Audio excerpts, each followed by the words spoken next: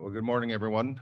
My name is Jeff Gilder. I'm one of the agronomists for the Andersons. So in Ohio here, you guys know the Andersons as our trade group. We have the ethanol group, and then we have the plant nutrient group, and I'm part of the plant nutrient group.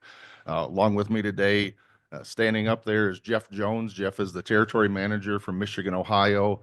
On our specialty liquid side, Hallie Miller, if she'd stand up there a second, is our inside sales for our specialty liquid, and then Ashley Baden works on our primary side, so our big NPK product lineup. So I work for the specialty liquids group. This is our low salt starters. This is our foliar products, our micronutrients on the liquid side. And then I get to support all of our people like Hallie and Jeff out in the marketplace. So I've got a really cool job that I get to go wherever we have a footprint. So next week I'm in North Dakota. I've been in Maine, Maryland, Indiana, Ohio, Michigan. So I get to cover a lot of different aspects of agriculture, get to see a lot of different things. So, usually when somebody asks a question, I'll go, yep, I've seen that in a different state, and, we can have a good conversation about it. So today we're going to talk about our aerial products that we've just put into place. Doesn't want to advance, Kendall. There it goes. So we're going to talk a little bit just about application itself. So I spent the first 25 years of my career working on the retail ag side up in Western Michigan. That's home for me. So a lot of animal agriculture in there, traditional corn, soybeans, wheat, alfalfa, but then we had potatoes, onions, lots of vegetables.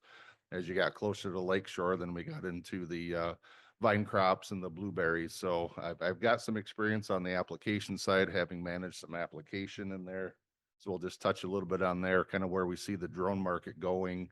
And then in terms of the aerial products, kind of what we're seeing the trends in there in terms of amino acids, plant growth regulators, kind of where we see the carbons going, a little bit about the value of the foliar feeding, and then we'll finish up with the three products that we've introduced into the marketplace. So on that traditional ground application wise, we know that every type of application is going to have its pluses and minuses. Maybe we'll call them advantages, disadvantages in there. But when you think of those advantages, in terms of a ground application, you do have some flexibility. Traditionally we're going to have really good coverage, especially in those sensitive areas. But can we get there in the right time always? And haven't been in that marketplace where, the irrigator goes around on Tuesday and you got to be in a field on Wednesday, but you got a half an inch of rain in the morning, and that irrigator is going to start back up on Thursday, and a lot of times those are pretty tough. And what that ends up with is we end up with wheel tracks. We've got some compaction issues that we have to deal with, especially in those vegetable crops.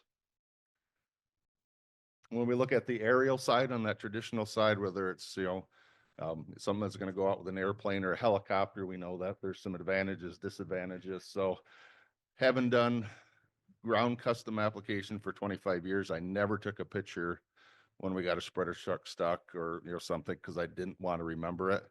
Everybody would, I'd come back after we got something pulled out and they go, did you take a video or a picture? And I'm like, no, because I don't want anybody to ever see that. So that's one that we pulled out. And of course, my guys would always take pictures and they would, they'd pop them around. I said, oh, that's just the greatest advertisement in the world, guys. So, but that, there's some advantages, disadvantages there also. And sometimes it could be coverage. And I think that's maybe where the drone marketplace, or, in terms of what we're seeing on that trend side, is definitely going to be a positive in that drone market side, especially the drift, the coverage, and maybe those sensitive areas, as we start to see more houses pop up out in the middle of fields, or we're, starting to see some sensitive crops that get planted next to a school. So that drone side is really what we're seeing, kind of that new market, at least on that growing side. When I left and started with the Anderson 6 years ago on the agronomy side, we were just really starting to use drones for, starting to map fields, do some scouting out there, just kind of that crop monitoring side. The idea of making some applications out in the fields, that was kind of few and far between. We didn't think that was going to be the possibility but that, has really turned around and things are happening fast. So, so I know that we're going to see some speakers today. They're going to talk about some fertility, in terms of, some ground app or some drone applications of some fertilizers, you're going to have one in there in seedings. I think when I counted up, there was 5 or 6 people that were going to mention drones. I was at a conference in Maine on a potato conference, a days long conference. They had 12 speakers. 8 people talked on drones that day. So this is definitely something that's in the forefront. Oops. So advantages, disadvantages. I think maybe one of the biggest advantages here is going to be that cost of entry. There's a couple guys here today that have drones out in the trade show floor. I appreciate the guys from Truss, being able to sponsor this today, and you can talk to those guys in terms of that cost of entry, the cost of getting your FAA certifications, the cost of the machine itself. But that cost of entry is really something that I think is going to help drive this market. We do have advantages in terms of, we don't have wheel tracks. We can do some of those smaller fields. We can do some sensitive areas out there. You can do 1 or 2 passes along boundaries of fields if you got some insect issues, or you can do a deer detractant, out in those fields, or we can, do some custom stuff out there. One of the cool things I think that you can do with these is you can take a look at different foliar products, different fungicide applications, and you might be able to do 5, 6, 7, test strips out in a field because of that, simple loading that's out there. And then in terms of kind of what the trends that we're seeing on the foliar fertilizer side, it's just not the NPK side anymore. The products that we're going to position, do have an NPK to them, but that's really not, what the carrier is going to be in there. That's really it's just the mechanism for getting amino acids out, plant growth regulators, carbon sources, all the nanotechnology. Slow release nitrogen is not new, but using slow release nitrogen to carry an amino acid or to carry a micronutrient in there is really where that trend is going. A lot of talks about plant health, stress mitigation, and even the benefits of doing some foliar potassium late in the season. On the growth regulator side, lots of products out there. There's some natural ones. There's some synthetic hormones. These are really, when you start to talk about the cytokinins, the gibberellic acids, the auxins, it's cell division, cell elongation, and cell differentiation. So when you got somebody on your farm talking to you about a plant growth regulator, make sure that they know what the intent of that plant growth regulator is. It's just like your plant development stages in terms of putting a product out. You really need to know what's in that tank and what the end goal is there. Carbon sources, simple sugar products, for that fast nutrient uptake, fulvic acids, humic acids. I really like a sugar on a leaf surface. I like a fulvic acid on a leaf surface. I like our humic acids really to be something that hits the soil. I think that's the best benefit there that we're going to see out of those. Foliar NPKs, like I said, it's really not the slow release nitrogen, that we're seeing here, but, especially in some lower use quantities here, but it's the ability to carry those other additives that are in there. And then foliar potassium, really, these are like our potassium acetate products, extremely available through that leaf surface, something that you're going to see, especially when we look at the plant health side, but really trying to make sure that we're seeing some benefits at the end, especially in our quality side. When you think of corn and soybeans, it's really going to be that test weight that you're going to see out of a foliar potassium late. Amino acids, those building blocks of proteins, you're going to see a lot of things coming out on those amino acid side.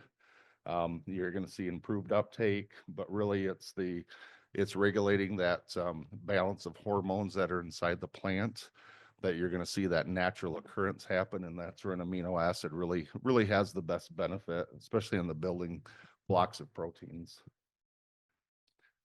This was a slide that I snagged from Bex. We do a lot of testing with Bex on that third party side. So if you look at a Bex guide and you'll see all of their starters. Traditionally, their starter programs are going to be our Diamond 624-6. We've got some products that are in there on their PFR side. But this was really designed more on that application. This was a fungicide application, and the spot that we grabbed here was just that. In terms of return on investment, you're seeing similar return on investment, whether it's a ground rig, an aerial application with that helicopter, or with that ground rig, or with the drone. So, there was a little bit of a bump on a drone there. I think that's kind of plays into that ability to get that better coverage, especially in those sensitive areas. On the foliar feeding side, it's really the Y part. When we look at that V4, V5, this is really making that determination of rows around. Can we go from 16 to 18, or can we go 14 to 16 on that rows around? When we get in those reproductive time frames, it's really about the quality. Can we start to add some test weight? When you look at soybeans and you get in those reproductive time frames, it's really about making sure that we are not having that plant have any stress due to a micronutrient deficiency. I did have a Michigan State thing on there, but being that we're not there today, we're not going to mention that. So, if you've ever been to one of our dealerships, the Andersons works through dealers. We've built some high yield programs for a lot of different crops. Traditional soybeans, wheats, corn, alfalfa, but then we'll get into the potatoes and the sugar beet side. But everything that we've built is all based off of that determining growth stage, whether that's rows around, length of ear, pod sets. And so when we looked at our aerial application products, we wanted to make sure that we were positioning something that hit into those same markets. So we wanted to make sure that we had something that we were hitting that early vegetative growth stage with, and something that we were hitting those reproductive stages. So this is the one that when you take a look at that V5 growth stage, no matter how you count that, that's not a very big plant. That at that point in time, basically 4 or 5 weeks of growth here, we're determining the number of rows around. In that, by the time you hit that 9th week, maybe sometimes it's that 8th week, you've determined the length of that ear. So a lot of stuff happens at those early growth stages. When you look at our high yield programs, you'll see stuff that, we're going to show something, maybe a V3, V4, and you're going to go, I'm not going to make an application right there, Jeff. And I know you're not, but the idea is that you're prepared so that you don't miss that V5. Because if you go out there and it's a V7, you've missed that opportunity in terms of rows around at that point in time. So if we can go from 16 to 18s, a lot of cases that's 10, 15, 20 bushel right there, just because we had our timing right on our foliar fertilizer, or we had our nutrients right. Rapid growth stages. This is that time frame when we start to see that elongation of that ear. Are we going to go from 35 to 42s in there? And you can see that this is within a couple days. You can see that growth of that plant there. This is really that ability. Can that plant pull up enough zinc, manganese, boron at that point in time? Do we have enough nitrogen to to facilitate that growth right there? So we just want to make sure we're not seeing a nutrient deficiency. Everybody's seen the barrel before. We just want to make sure we've got ourselves covered at that point in time, and that's the value of a foliar fertilizer program.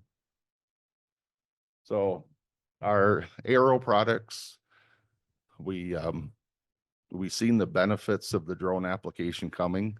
I think we're still going to see ground application. We're going to see that traditional aerial, but I think the drones are going to be another tool in the toolbox for you guys, especially with that lower cost of entry that we're going to see.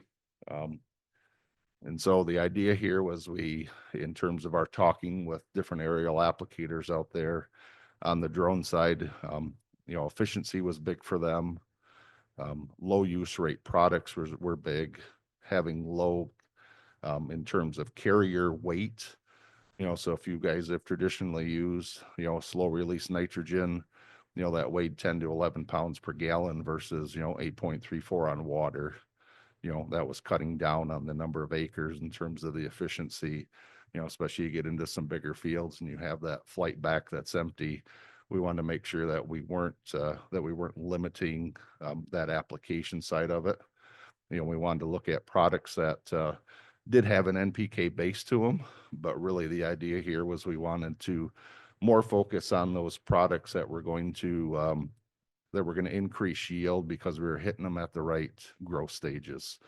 So we were looking at the amino acid side, the plant growth regulators, the sugars, the fulvic acids, something that we seen that facilitation of nutrients into the plant. We were looking at trying to supplement big gallons of a slow release nitrogen at that point in time, but we wanted to look at stuff that was a low use rate.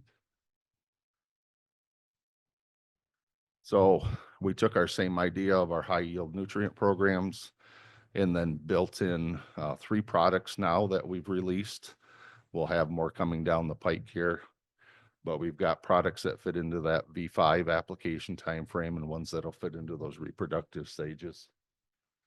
So what we came up with was the AERO-Blitz and then the AERO-N. So anybody in here ever used our Sweet and Easy product? Okay, see a couple hands pop up. So Sweet and Easy for us is a urea-based nitrogen product with a proprietary sugar blend in there. One that gets added to a lot of tank mix combinations. But what we did with this one was we took our Sweet and Easy idea and we replaced some of the nitrogen in there with an amino acid product. So we were looking at some lysines, some methiolenes in there, but we kept that urea base. So we know that urea on the leaf surface is going to be our best product in terms of utilization on that leaf surface. We added the amino acid side and we kept the sugar in there. So we've got an amino acid, we've got that simple sugar source, and then we've got a really nice urea as the carrier in that. Our AERO-Blitz, we have 2 products in the marketplace. We have our Micro Blitz, which is an 1185, and we have our Phosfix product. You'll see both of those in Beck's testing. We've been very successful with those 2 products over time. So we took the best parts of those 2 products. So we took the sugar component, we took the fulvic acid, we took the plant growth regulator side. We do have an NPK base to that, but the NPK base is really helping us deliver that sugar, the fulvic, and the plant growth regulator side. So a little higher on the cytokinin side. So cytokinins, generally, you're going to see more branching. Auxins, you tend to see more root growth to those. And then the jibs, you see kind of that stem elongation, all of those plant growth regulators are going to function in different parts of the plant, but that kind of is that simple 101 when you think of those plant growth regulators. So we are higher on the cytokinin side. We do have a little bit of auxin and we have some jib in there. And then the AERO-N was one. So the AERO-Amino, it's the amino acid side and the sugar side, which really kind of make it unique in there where it fits. I think this one you're going to see positioned in the vegetative growth stage side on corn, and then on those reproductive sides on the beans. We do have a nice nitrogen source, but it's that low use rate. Most of our testing we did at 16 ounces, but I think the sweet spot is actually going to be at a quart on these products. So the amino acid, this was some deep dark dirt down in Illinois, down in that Wyoming area.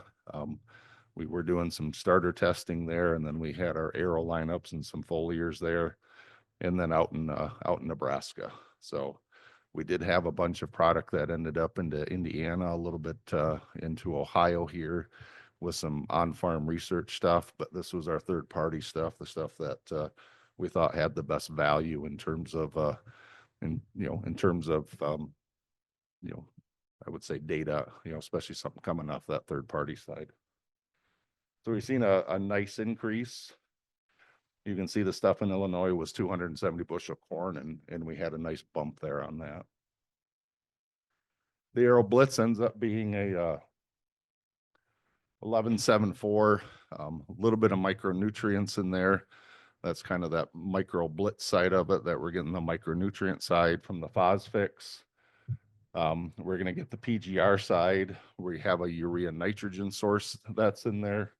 The micros are going to be in an EDTA form. So EDTA form micronutrients, especially in those low based, low use rates, we think are going to be some of the better fits there in terms of tank mix capabilities. Another thing that we looked at on the AERO side was we knew that a lot of products have a really tight window in terms of pH. And when you start to add a tank mix into a 2-gallon rate, you can adjust the pH pretty fast in there. So we were very sensitive in looking at that side also. AERO-Blitz, I really think, has the best fit corn and soybeans into our vegetative growth stages, especially early on because of the plant growth regulator side, where we've got the ability to go from that 14 to 16 rows around, or 16 to 18 because of those growth stages. In the field, when we went out and started pulling those random ears, this was a 14 to 18, that's not common, but we did see a lot of, in our checks, we've seen a lot of 14s in our application side of it. We've seen a lot of 16s and 18s out in those fields. AERO-Blitz, same thing, Indiana, Nebraska, where we did the third-party trials and seen a nice increase on those. And then the AERO-N product is going to be a 10-0-0. The base is going to be a slow release nitrogen. We do have the plant growth regulator side like we have in the Phosphix. That's in there. And then we have a carbon source. That's going to be a simple sugar in there. And then what's not on there is we actually add a chitin into the foliar application side of it. So there's going to be a lot of things coming down the pike on those exoskeleton products. When you look at chitins, chitins really help with the movement of nutrients in the plant, but they do have kind of this natural fungicidal effect on fungicides, and then they really help on that nematicide side also, so without affecting other things. So we're going to get a bump out of the chitin side there also. Best fit on those, I think, are going to be really in our reproductive timeframes, and that's where we're going to see the best on those products. We want to make sure we're kind of still fitting into those high yield programs based off of our growth stages. So AERO-Mino, think of early on corn, late on beans. AERO-Blitz is going to be those vegetative growth stages on any crop. And then the AERO-N, think of this as your replacement, maybe for a Super 25B, an overpass product, or something on those, 25% slow releases that you generally see in, going through an airplane or a helicopter. So with that, I want to thank everybody for coming today, and I'll entertain some questions. If you guys got questions on product availability, where to get it from, we'll have Hallie and Jeff available during the course of the day that can help you out with that. In terms of the agronomy side, that's where my best fit is. So any questions?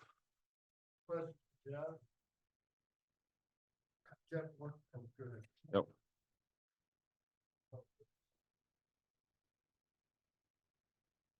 Oh, yeah. So the question was, did we think about putting sulfur in with the nitrogen? Yes. So we have a product that's our Overpass 2202 that has a 1% sulfur in there that we can use in the traditional ground rig. We didn't think that we had room to add that into the aerial lineup. So, but yeah, that was one of the things that we looked at. We just, we kind of looked more at the additive side in terms of these products and that traditional trying to get a 1% sulfur out of it.